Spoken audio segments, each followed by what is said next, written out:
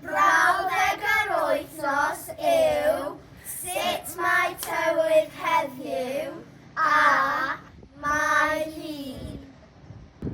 Sut mae tywydd heddiw means what's the weather like today? Mae hi means it is.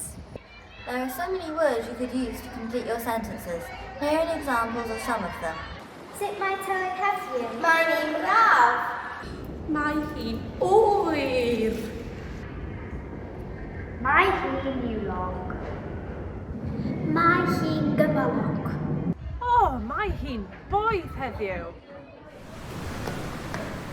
Mae'n hi wyntog. Mae hi'n bwrw glaw. Mae hi'n stormus. Mae hi'n prystillo. Mae hi'n wlyb. But how would you answer if you were talking about weather in the past? You answer with Wythnos instead of my he.